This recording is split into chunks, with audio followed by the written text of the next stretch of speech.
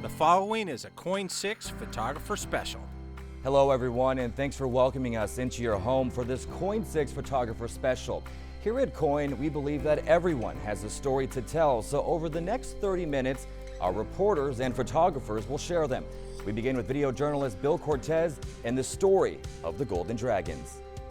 Paddlers, we have alignment! Attention!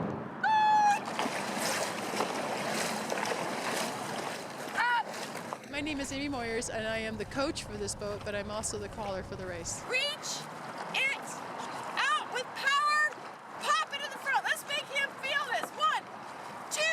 I'm asking them to sit up and reach it out and try to grab the water and pull it past them. Take it out! My name is Karen Cole, and I belong to the Golden Dragons Club Crew 2016 Dragon Boat team. What's it like being a dragon boat paddler? It is amazing. We have a wonderful club and a wonderful group of women that are on our team. Take it up! What's unique about the Senior C Women's Club Crew race is, number one, it's all female. You have to be at least 60 to be in it. Reach! We are exuberant. It is just an amazing thing, the camaraderie that we develop as a team, and we've been training for over a year for this championship, and it's just been the most amazing experience of my life, and I love it. Bring it down. I want lots of power right here. Power 30 now. Ride the wake, baby. Woohoo! Golden Dragons with the Wild Girls. I listen to Ground Zero occasionally when I'm working at night and driving and stuff. And one night I was driving into downtown to help out with some of our other crews when they were covering some of the protests and marches and stuff. And he was describing what was going on outside his window. And I wondered what it must look like in that booth at that moment. And that's when it hit me. If I wonder what it looks like in that booth, other people might wonder.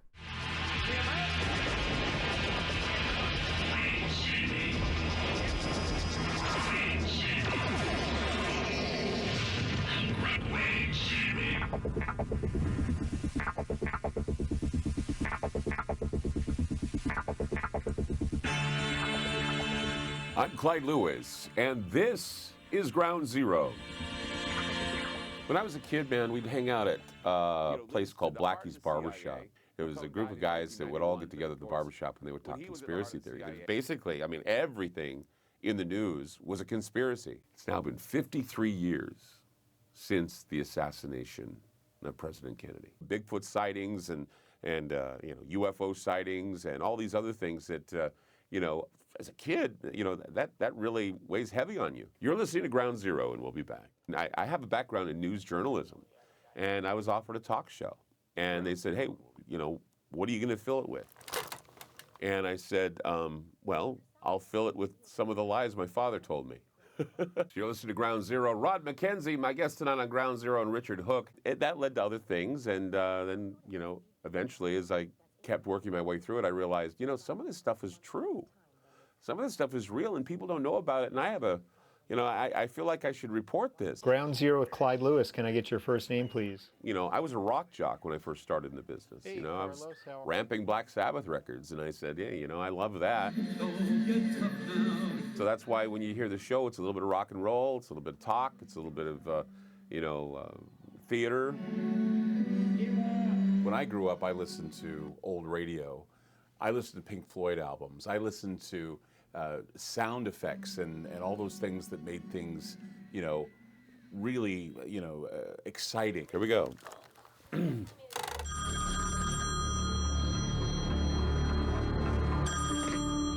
Hello. Lift the curtain of history. And a lot of it, it's speculation, it's fact, it's conspiracy theory, which I might add is theory. A lot of people say, well, do you believe in conspiracy theories? I go, well, they're theories. And if there are facts surrounding the theories, then, I present those facts. The genesis of revelations on the Kennedy assassination. I mean, I dig deep to find stories that are interesting and unique. That's why, people listen to my program. And if you can take apart a story and put it back together again and have no flaws in it, you've got a story that's not a conspiracy theory, but fact. And that's the point. It's the idea of analyzing the conspiracy theory rather than saying that it's reality. And these enemies plotted in conspiracy against him and murdered him on this day 53 years ago. But I'm not here to change the world. I'm just here to open up parts of the world that people rarely see. A former rogue and contact agent for the government and mob. I'm doing what I want to do now, and it's very liberating to say, I am the one who makes the decisions. I'm not told what to say, and I'm having a great time saying it.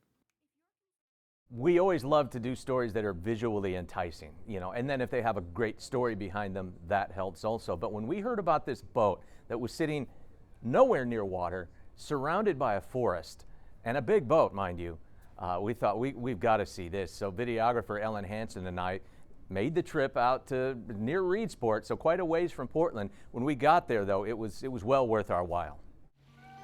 Well, the mystery is the biggest part. It was beneath a moss-carpeted canopy, guarded on one side by a crystal-clear rushing spring. Vines are all around, 8 feet tall.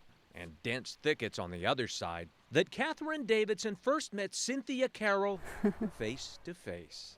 I was looking down and I looked up and Cynthia was right in my face. It was that hard to see it. Like I just parted weeds and went, wow.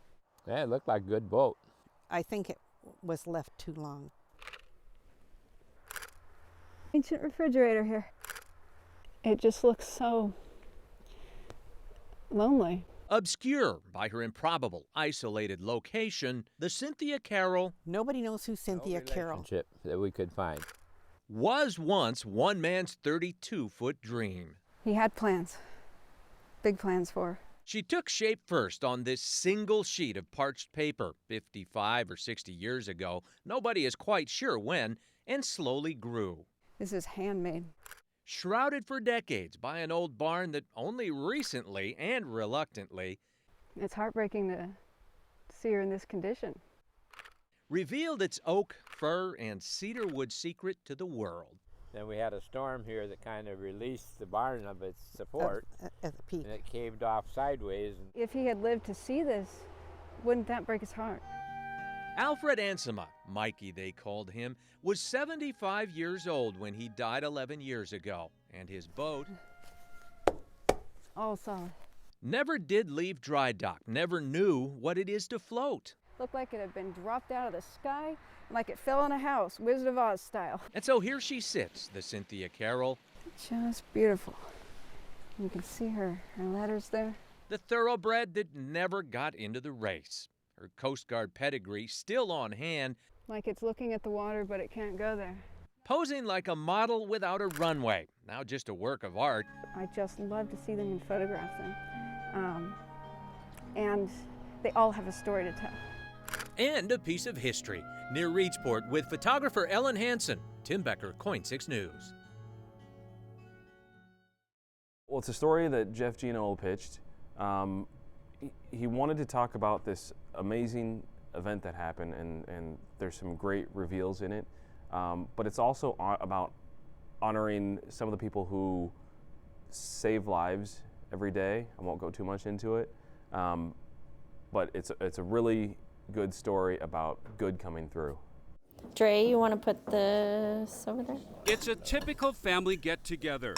Our sixth graders don't go. Moms, dads, aunts, uncles, children, all sitting around the dinner table. We went on a family camping trip. For Amy Walker, these gatherings are special. Every moment a gift. Because 47 years ago, she became the miracle baby. February 27, 1970, an Oregon highway is the scene of one of the worst traffic accidents in state history. It happened here on Highway 6, about 19 miles east of Tillamook. Two cars collided in a horrible head-on collision.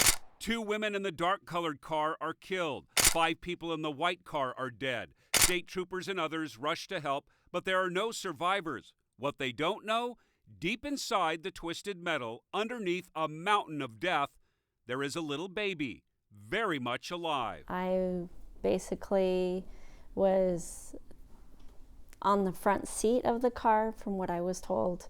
I was laying down. Amy is just 6 months old. Her little body ends up on the floor, wedged up under the front dash, out of sight from rescuers. Her aunt and uncle, newlyweds, are dead, along with their friends, another young couple. And then there is 3-year-old Toby, Amy's sister. She dies as rescuers arrive. My aunt's friend was driving and his wife were in the front, and then my aunt and uncle were in the back with Toby, my sister. And my aunt was 8.5 months pregnant. Everybody in the car had died, except for me. Was it fate, perhaps a guardian angel? Almost 2 hours after the accident, as the deadly wreckage is about to be towed away, someone hears a baby crying. They found me at the floor of the car, and they heard me crying. While putting this story together, I couldn't get this haunting newspaper picture out of my mind. An Oregon State trooper standing over the wreckage. With the help of Oregon State Police, I was able to determine this is the officer who heard Amy's cries and pulled her into his arms. Oregon State Trooper Bud Ponsness died in 1998. Well, hi, how are you? 47 years later, after the accident, Amy wanted to meet his family to say thank you. These are for you. Oh, sweetie. Oh, my favorite. Good. Tears and smiles greeted Amy as we all sat around the table. Mitzi is Bud's widow and says her husband could never forget what happened that day. He was holding her, after he pulled her out, was holding her and directing traffic at the same time until a passing motorist stopped and the lady got out and took Amy from him so he could continue his work. Jody is Bud's daughter. She was only 12 at the time. She says the events that day devastated her father. I'd never seen my dad like that before. He had big bags under his eyes, and he couldn't sleep, he couldn't eat. He roamed the house at night. He was tormented by what he saw and what he experienced. 7 people dead, and as the wreckage was about to be pulled away, Officer Bud Ponsness lifted a baby girl out of the darkness. But Amy was also the spark of light that rescued him from what he saw that day. In my dad's career, probably the highlight.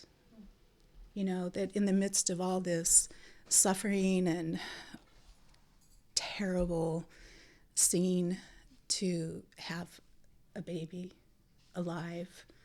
I mean, I just think it's an incredible story, and you're a miracle. Jeff Ponsness is Bud's son. What would his father say to Amy if he were sitting at this table? I think he'd be surprised, after all these years that the little girl that he held in his arms is here. Yes. So he would say he was fortunate to be there, and obviously God had a plan for you. Yes.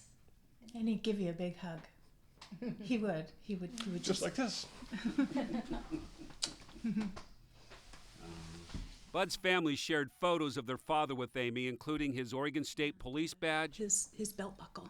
Amy brought photos as well, including the picture of her 3-year-old sister Toby, who died in the accident. And she had these words to say to Bud's family. Thank you for having such an amazing father and husband. He really touched me and my family. So. Amy Walker is the miracle baby.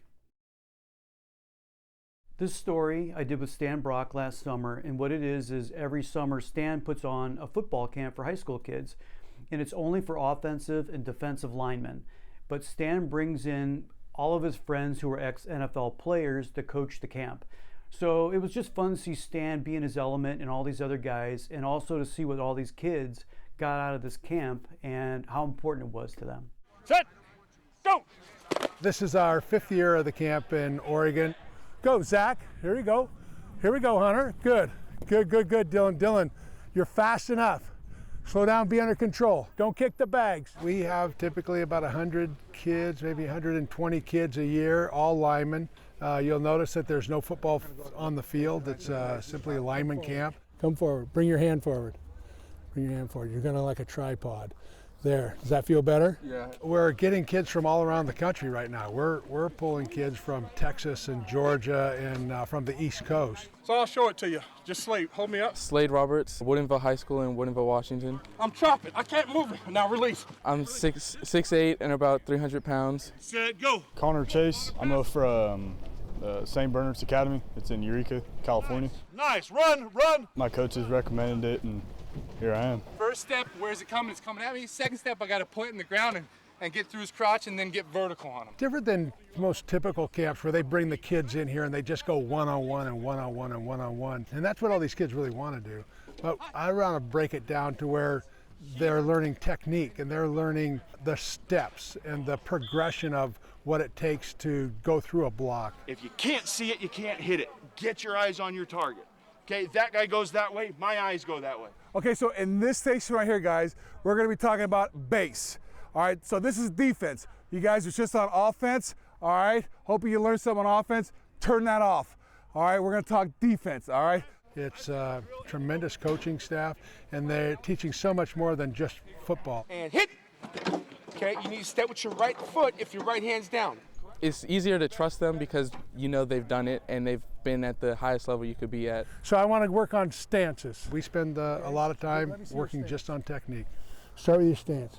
Pretty good. That's pretty good. Nice flat back. If I feel like I'm too wobbly left to right, open up your feet to where it's comfortable. If I feel like my butt's dropping too far in between my legs, then close your stance just a little bit till you have that good base. Sit, go. Push, pull. There you go. There you go. There you go. Break. You don't have to be the biggest or the strongest on the field, but if you have the best pad level and you're moving the quickest, it's all a game of leverage and it all works out. When you get down in your stance, predetermine, make up your mind exactly what's going to happen. You're only as good as your worst player, and if your worst player gets better, then your team gets better. Good job, boys. Good job. Great group. Okay? D-line on three. 1, 2, 3. D-line. One line right here on me. One line, let's go. This story is about indoor kite flying. And as you'll see here, there's a lot more to it than just indoor kite flying and what it did for a man that had a stroke. I fly year-round. Most people see an indoor kite or a kite flying indoors and they kind of shake their heads and go, what the heck is that all about? Unfortunately, I had a stroke and it kind of put me on the shelf for a couple of years. This kite flying actually kind of turned into a therapy. One more. Whoa! Part of my stroke is that sometimes I lose track of where I'm going. These kites have the ability to fly backwards, forwards. You can go slow, you can go fast. And as long as you're moving a little bit, it doesn't take a lot, but you create that tension in the sail, keep the wind load in there, because my coordination, my hand-eye depth perception and things were all kind of askew. And I started using flying as a way to kind of rehabilitate myself. Springtime will mark the start of my 6th year with these 4-line kites, which you can actually control the speed and the altitude. And almost 7.5 feet across the top, almost 3 feet tall, about 4 ounces of kite. It's one of those things that gets me moving and going rather than just sitting and waiting. I'll just walk my kite right along. So if I can do it, having somebody tell me I don't think so doesn't really hold very much water with me. I'm gonna pull it, and it's coming to me. I've been taking my daughter Pauline to this group of jugglers and unicyclers at Reed College for about the last 2 years. And I just found that it's a very interesting group of people, very fascinating, very pleasant to deal with, and my daughter gets a lot out of it. And I just thought this would make a great news story. I love juggling because when I'm juggling and after I'm juggling, I am absolutely awake. And it's just a fun scene to be a part of. Well, this is Portland Jugglers. We juggle every Wednesday night from 7 till 9 at Reed College in the Sports Center. Everyone's welcome, anyone's welcome, as long as you're willing to share the space and play safe.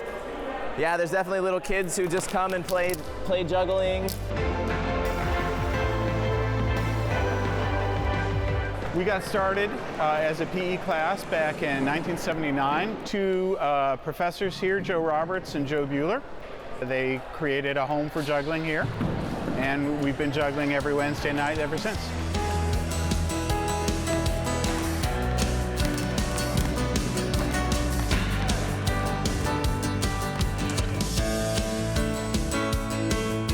Here's a trick I learned, 1-foot riding. And I didn't know where to learn to ride a unicycle, so I went to a library, and a long search led me to the Portland Jugglers. And that was about 15 years ago. And of course, last but not least, what we call walking the wheel. Well, we are a very diverse group of people who all share some diverse and yet common interests: unicycling, juggling, all sorts of prop manipulation, acrobatics, comedy, you name it. 1-foot riding.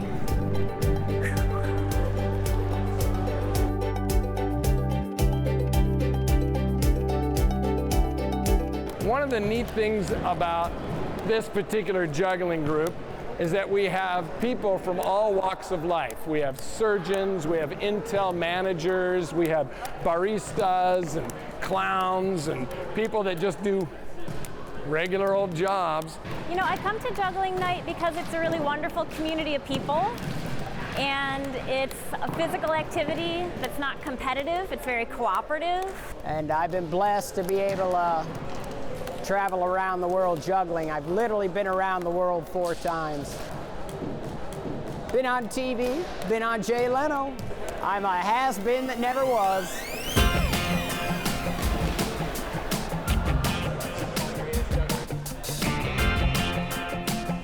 It's a very social thing because you learn some tricks and you get to share them with somebody else. They show you some tricks and now you've got some new things to share, and it just builds. I think just learning how to relax and not being flustered, not caring if you drop 100 times before, you know, you can make 3 catches. Yeah, you know, you want to learn something, you see somebody doing it, you just step up and say, hey, that's cool, show me how. There's a lot of people here who teach me new things on my unicycling with juggling. I think we all can really appreciate each other just because we know what it's like to be that beginner, and it's just a wonderful place. It's a very supportive and giving community in that respect. Reed College, every Wednesday night, 7 to 9. It's pretty amazing. You can sit at home, do nothing, or you can come here and learn how to do magic. Wait, no, it's juggling. It's not magic, it's juggling.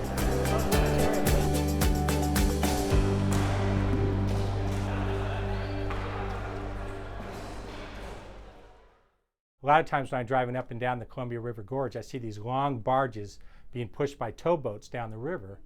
And I always wondered what it'd be like to work on one of these boats. I love anything mechanical, ships, boats, airplanes. So once I got the okay from Tidewater that I can do a story on one of their boats, I had to bribe my son with $100 to drive me up to the Dalles Dam in the middle of the night so I can climb aboard the Crown Point towboat. And this is the story I came up with.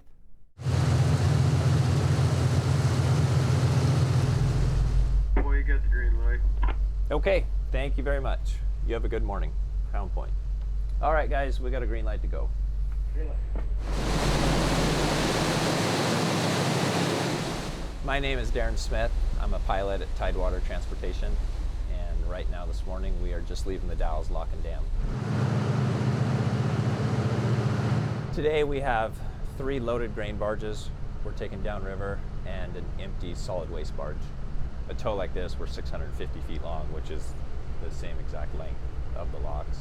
The locks are 86 feet wide, the tow 84. Right now I'm prying my bow off the wall. How much paint you leaving behind? Maybe a little bit on the stern of that barge right there. This is one of the parts that is the more interesting, more stressful, where you need to be paying attention more, getting in and out of the locks. After this, we'll be cruising for 5 hours. The pilot's watch started at midnight. It's now 6 a.m., the captain's watch. Time for Darren to hand over control of the boat. We didn't meet no one last night then? Nope. Okay. Saw no boats last night. Okay. Didn't talk to dispatch. Mate Ryan Jones takes the helm, learning to drive the boat under the supervision of Captain Terry Oxley. Okay. Rudder sync, 7, 16, Yep. 13, 14. 13, 14, 16. All right. Nothing new then, huh? Nothing new. Perfect. That's what we like. All right. Let's see you guys. Catch you guys later. Darren leaves the wheelhouse and heads downstairs for some much-needed rest. I work from midnight till 6 in the morning, have 6 hours off, and then work from noon till 1800. And rotate 6 hours on, 6 hours off for 15 days. How you guys doing? Good. How are you? Good. Cap? I'm out of here. You guys ready for bed? There are 6 crew members on the Crown Point. John Wilfung, the deck mechanic, is just coming on shift, while Darren and the other deck mates head to their staterooms for a few hours of sleep. This is a 24/7 operation. The boat never stops.